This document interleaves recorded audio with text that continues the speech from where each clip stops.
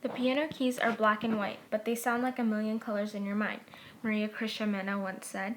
People of one color can blend their voices and seem in pitch, but it is only when people of all colors work together that we are able to harmonize, use chord progressions, and display an amazing performance.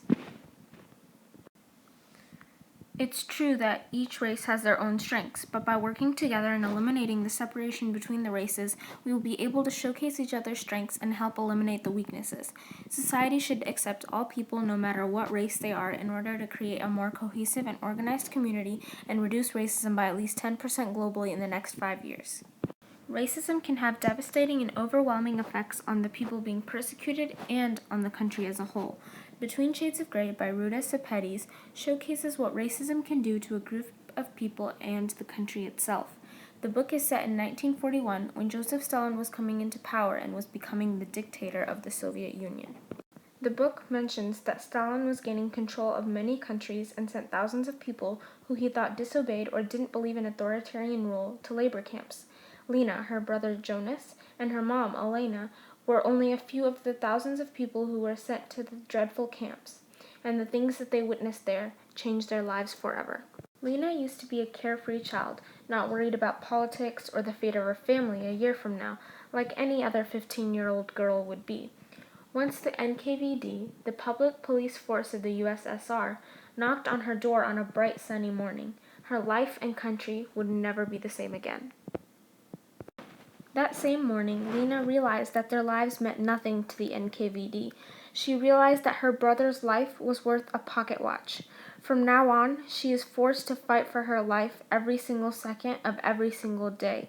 She is no more the carefree girl that she used to be.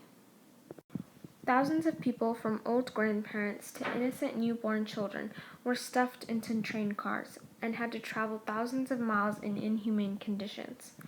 Once the so-called rebels got taken to the labor camps, things got much worse. This was just the beginning of their treacherous journey. In particular, the NKVD soldiers would laugh as young children ate food off the ground because their stomachs would never stop grumbling, or when children begged for medicine and warmth while their parents were dying in temperatures below freezing in Siberia. Lena and her country lost their pride, the innocence and carefreeness of childhood, and millions of loved ones in Siberia.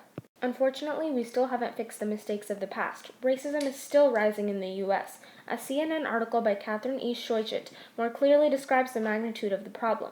In a poll conducted by CNN and the Kaiser Family Foundation, 49% of Americans say racism is a big problem today. People are realizing that racism is becoming a more massive dilemma, but that's not all.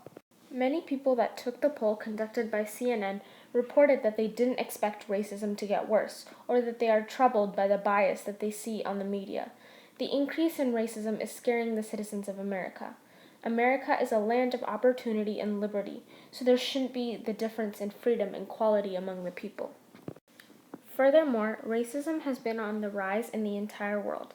In fact, in an article written by Avinder Vij called 10 Most Racist Countries in the World, USA tops the ranking as the most racist country in the world, due to the major discrimination between whites and blacks and the discrimination faced by many immigrant groups. Also, other countries like England are racist toward the Indians and Americans. England is the second most racist country ranked, followed by Australia. In Australia, 23 out of 100 cases filed in 2009 were racial contradictions between people. As described by this article, racism isn't a problem confined to or only present in one specific area. It is a widespread epidemic affecting millions of people every day. Likewise, an article written by Christopher Ingram states that racism has been on a rise during these past 20 years. This article also talks about a more specific example of racism: prejudice and racism towards African Americans. The recent statement, Black Lives Matter, has become very popular on social media these days. Although racism has increased by more than 50% in these past 20 years, we are seeing signs of public frustration towards this problem. People are stepping up to do something about it. Black Lives Matter is just one of the few examples demonstrated by people standing up for their race and trying to put an end to racism. Similarly, we should all try to change our negative perceptions of different races. In Between Shades of Grey, Lena despises the Russians, their language, and their culture after what the NKVD have done to her family.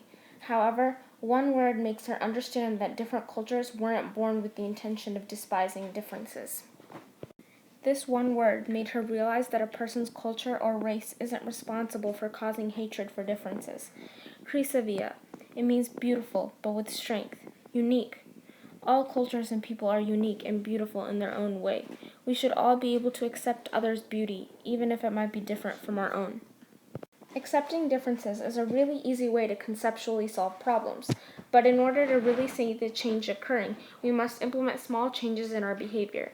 These changes may not seem like a lot at first, but once hundreds or even thousands of people start following them, there will be a big change in the way we approach others that think and do things differently than we might do. All Together Now is a great organization that is trying to eliminate the racism that affects millions of people worldwide every day. This organization has helped reduce racism by more than 20% in the last 5 years in Australia. The organization says that the first step towards ending racism is speaking up against it and never calling anyone a racist, but explaining to them why a comment that they might have said would be offensive to others. In addition to speaking up against racism, asking an open-ended question is another great way to make a difference in your community or school. Ask others why they said something and what they meant when they said it. Share how you feel with others when they say something negative about a race. For example, you could say, "It makes me uncomfortable when you say that. Why did you say it?" Follow one of these 3 easy steps or make a donation at alltogethernow.org to make a difference in your school, community, and country today. All it takes is one person for a revolution to start. Let's reduce racism all around the world by at least 10% in the next 5 years.